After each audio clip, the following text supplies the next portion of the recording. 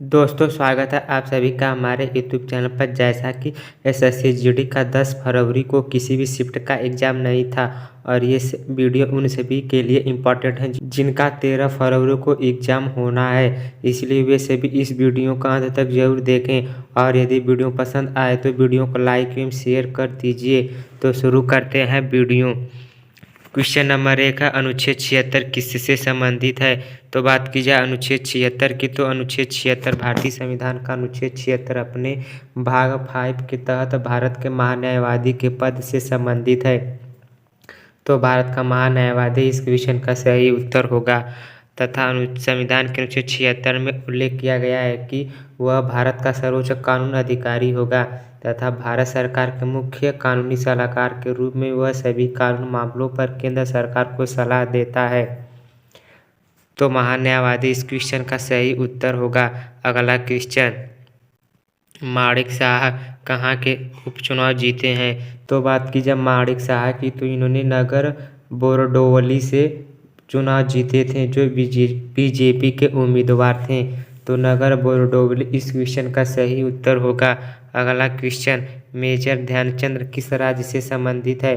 तो बात की जाए मेजर ध्यानचंद की, तो इन्हें हॉकी के महान खिलाड़ी फिरकी के जादूगर कहे जाने वाले मेजर ध्यानचंद का जन्म 29 अगस्त 1905 को उत्तर प्रदेश को इलाहाबाद में हुआ था। तो आपसे राज्य पूछा गया था, तो उत्तर प्रदेश इस क्वेश्चन का सही उत्तर होगा। अगला क्वेश्चन, बास्केटबॉल कोर्ट की लंबाई कितनी होती है? तो बात की जाए बास्केटबॉल की, तो फीफा अर्थात अंतर्राष्ट्रीय बास्केटबॉल फेडरेशन के दिशा निर्देशों के अनुसार बास्केटबॉल कोर्ट को एक आयताकार खेल क्षेत्र में होना चाहिए जिसकी लंबाई 28 मीटर और चौड़ाई 15 मीटर होती है। ओलंपिक सहित सभी अंतर्राष्ट्रीय प्रतियोगिताओं में फीफा के दिशा निर्देशों का ही पालन किया जाता है।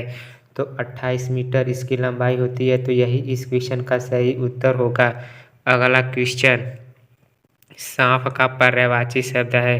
तो बात की जाए सांप के पर्यायवाची शब्द की, तो इसका पर्यायवाची शब्द सर्प का होता है। सांप से अहि भुजंग विषधर ब्याल फड़ी रंग पनंग नाग ये सभी होते हैं। अगला क्वेश्चन, जो सब कुछ जानता है क्या कहलाता है? तो इसके लिए एक शब्द होता है सर्वज्ञ। अगला क्वेश्चन, गणगौर नृत्य किस देवता को समर्पित है? तो बात की जाए गणगौर नृत्य की, तो गणगौर राजस्थान एवं मध्य प्रदेश और उत्तर प्रदेश के निर्माण में मालवा बुंदेलखंड और वज्र क्षेत्रों का एक त्यौहार है जो चैत्र महीने की शुक्ल पक्ष की तृतीया अर्थात तीज को आता है। इस दिन कुंवारी लड़कियां एवं विवाहित महिलाएं शिव जी, ईश्वर जी और पार्वती जी, जिसे गौरी के नाम से जाना जाता है, की पूजा करते हैं। पूजा करते हुए दूब से पानी के छींटे देते हुए गोर गोर गोमती गीत गाती हैं। इस दिन पूजन के समय रेणुका की गौर बनाकर उस पर महावर, सिंदूर और चूड़ी चढ़ाने का विशेष प्रावधान है तथा चंदन, अक्षत, धूप, बत्ती, दीप नैवेद्य से पूजन करके भोग लगाया जाता है। तो आपसे पूछा गया था कि किस देवता को समर्पित है? तो यह भगवान शिव जी और पार्वती जी को समर्पित है। तो आपके ऑप्शन में इनमें से जो आया होगा वही आपका सही उत्तर होगा। अगला question, second capital of Kushan अर्थात कुषाण वंश की सेकेंड राजधानी पूछी गई थी।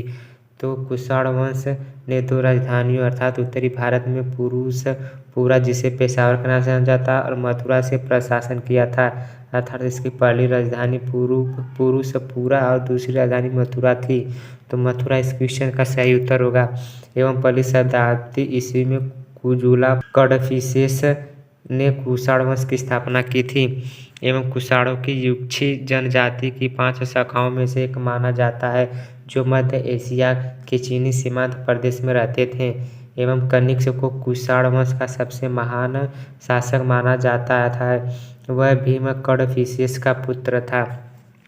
अगला क्वेश्चन, नॉर्मन बोरलॉग को हरित क्रांति के लिए कौन सा अवार्ड मिला था? तो बात की जाए नॉर्मन बोरलॉग की, तो बोरलॉग ने 1960 के दशक में कृषि के क्षेत्र को ऐसे बदलाव किए जिनमें एक क्रांति का रूप ले लिया। उन्होंने गेहूं की ऐसी किस्में बनाई जिसमें विकासशील देशों में कृषि की पूरी सूरत ही बदल कर रख दी। उन्होंने इस असाधारण क्रांति के लिए 1970 का नोबेल पुरस्कार के अलावा भारत में भी पद्म विभूषण से सम्मानित किया गया था। तो यदि आपके ऑप्शन में नोबेल पुरस्कार या पद्म भूषण पुरस्कार ये दिया गया होगा तो यही आपका सही उत्तर होगा। वहीं बात कर लीजिए भारत स्तर पर हरित क्रांति के जनक तो यह MS स्वामीनाथन है।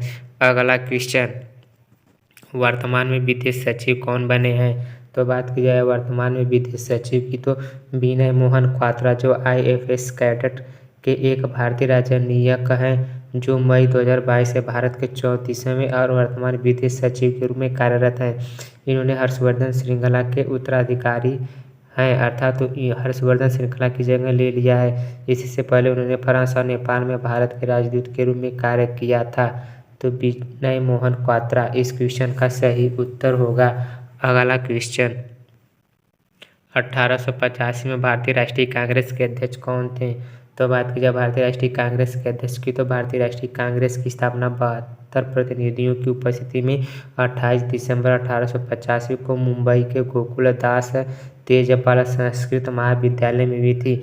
इसके संस्थापक या महासचिव जनरल सेक्रेटरी जिन्हें कहा जाता है A.O. ह्यूम थे, जिन्होंने कलकत्ते के व्योमेश चंद्र बनर्जी को अध्यक्ष नियुक्त किया था। तो आपसे अध्यक्ष पूछा गया था तो व्योमेश चंद्र बनर्जी इस क्वेश्चन का सही उत्तर होगा। वहीं यदि आपसे पूछ लिया जाए कि भारतीय राष्ट्रीय कांग्रेस की स्थापना कब हुई थी तो इसकी स्थापना 28 दिसंबर 1885 को मुंबई में हुई थी। अगला क्वेश्चन, कौन सा देश क्षेत्रफल की दृष्टि से भारत का सबसे छोटा पड़ोसी देश है? तो बात की जाए क्षेत्रफल की दृष्टि से सबसे छोटे पड़ोसी देश की तो इनमें से भूटान सबसे छोटा पड़ोसी देश है, क्योंकि भारत के पड़ोसी देशों में भूटान का क्षेत्रफल सबसे कम है। एवं भूटान का कुल क्षेत्रफल देखा जाए तो इसका कुल क्षेत्रफल 38,394 वर्ग किलोमीटर है तथा म्यांमार का कुल क्षेत्रफल 6,76,575 वर्ग किलोमीटर है, जबकि नेपाल का कुल क्षेत्रफल 1,47,516 वर्ग किलोमीटर है और पाकिस्तान का कुल क्षेत्रफल 7,96,095 वर्ग किलोमीटर है। वहीं बात की जाए भारत की तो भारत के साथ कुल 9 देश की सीमा साझा करती हैं। इनमें से 7 देश स्थलीय सीमा साझा करते हैं जबकि 2 देश समुद्री सीमा साझा करती हैं।